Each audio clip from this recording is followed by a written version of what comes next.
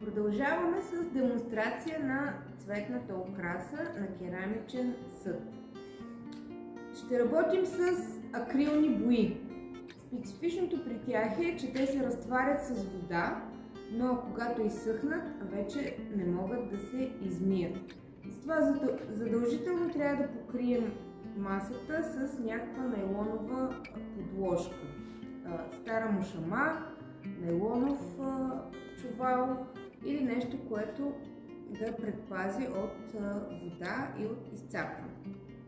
Ще ни е необходима палитра, съд с вода, купичка с вода, салфетки и, например, 3 размера плоски четки. Аз съм си приготвила 3 различни. Една широка, голяма, средна и малка четка. Така, ще започнем като си изберем цветна комбинация, което означава така да изберем цветовете, че те да се съчетават приятно. Например, синьото много добре си подхожда с жълто и червено. Аз съм решила да направя един общ фон в синьо и да нарисувам жълти цветя и като използвам червено за акцент. Започвам като слагам в палитрата от синьото. Понеже ще го използвам за фон, ми трябва по-голямо количество от него.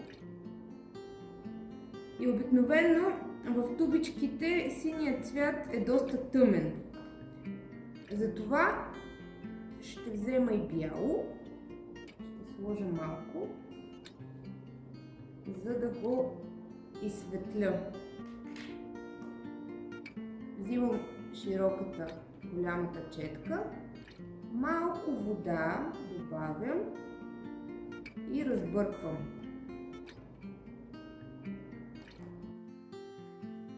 Смесвам синьото и бялото. Добре. И наблюдавам какъв нюанс се получава. И винаги мога да добавя още бяло, за да го направя по-светло и да ми харесва. Защото акрила, когато изсъхне, малко потъмнява. Така че можем да сложим още бяло.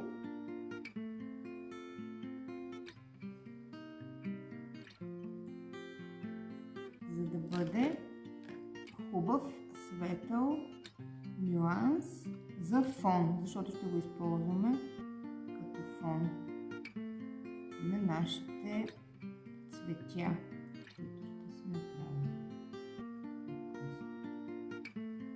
Добре, вижте гъстотата на боята. Не е много рядка, достатъчно гъста, за да се разнася добре с четката. Хващам гърненцето така с едната ръка и започвам да нанасям боята, като движенията са нагоре-надолу или напред-назад. Хубаво повтарям, за да разнеса боята навсякъде равномерно.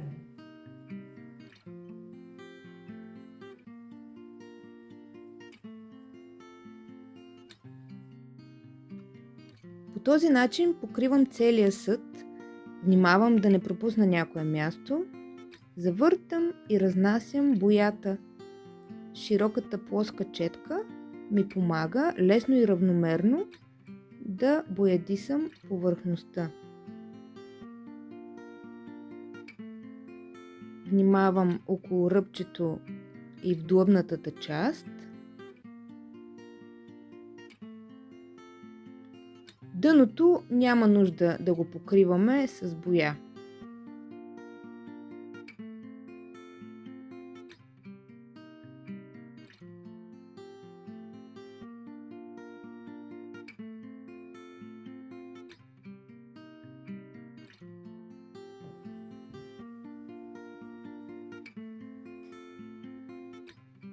Сега го поставям на масата и с четката боядисвам ръбчето.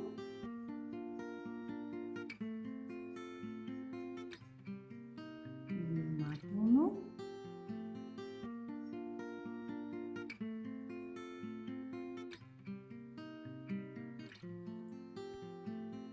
От вътрешната страна е достатъчно да направя една лента с ширината на четката.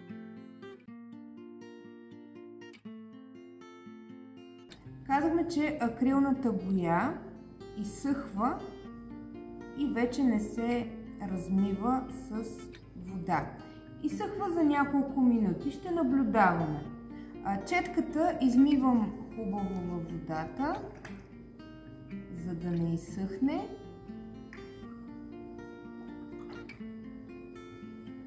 Измивам и подсушавам.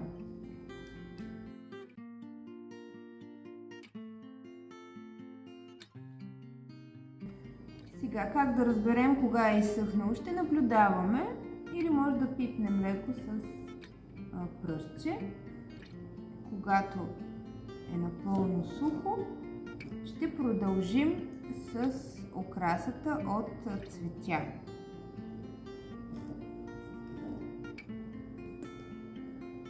Сложих си от жълтия и червения цвят по-малко. Продължавам с средната четка. Взимам от жълтото и ще си нарисувам едни големи цветя върху синия фон. Отново едната ръка е отвътре. Използвам средната плоска четка, за да направя листенцата на цветята. Вижте как държа четката под наклон. Притискам и с леко движение рисувам листенцата. Повтарям, ако е необходимо. Вижте как разполагам цветята в пространството. Първото цвете е леко по-нагоре, а следващото е леко по-надолу. И така се редуват върху повърхността.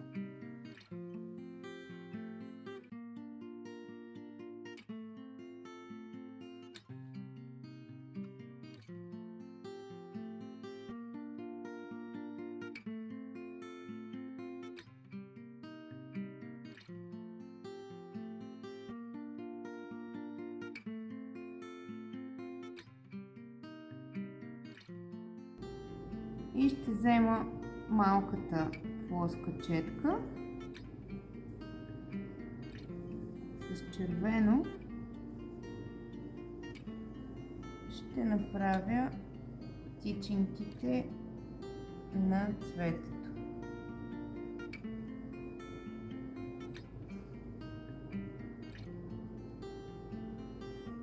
Така.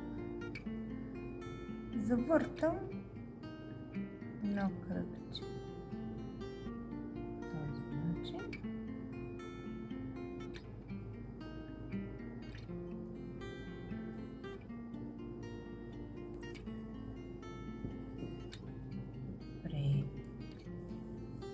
Ставям така и ще направя контура отгоре, ръбчето в червено. Вижте, боята не е много рядка, за да не потече надолу. Внимателно рисувам горния ръб, повтарям, ако е необходимо.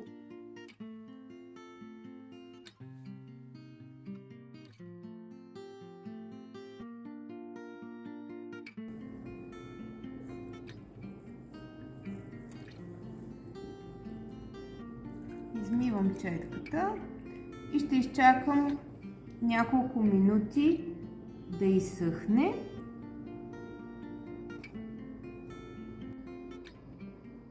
Моят съд вече изсъхна, но забелязвам, че тук има празни пространства, в които мога да добавя още елементи. Ще си направя зелен цвят и ще продължа с декорацията. Слагам малко от зелената боичка и отново цветът ми е доста тъмен. Като добавям по малко от жълтото, ще го направя по-светъл. И малко вода с четката. Вижте, получи се приятно, топло, зелено.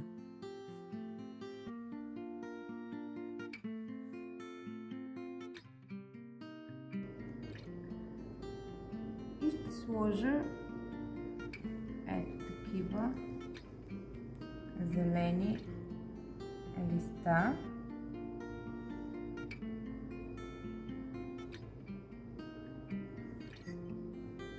На празните места.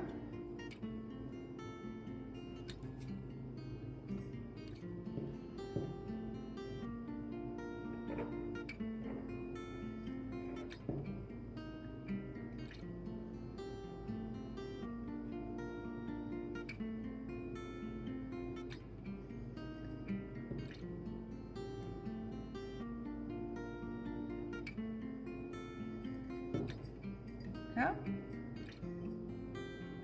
Добре, измивам четката. И тук съм си взела една такава клечка за уши, която ще използвам, за да добавя още елементи. Например,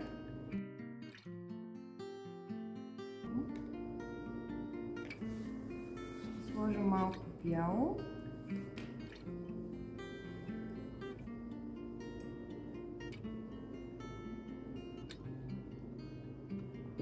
И ще добавя по този начин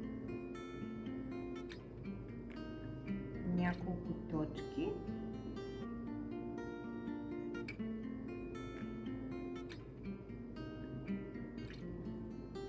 За допълнителен колорит.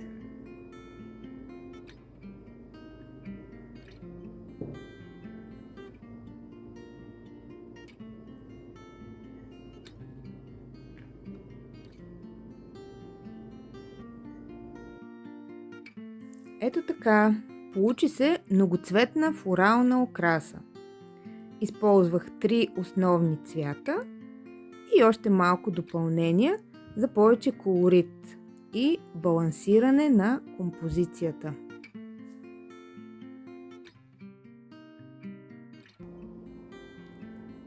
В това видео ви показах два основни вида украса на готов керамичен съд.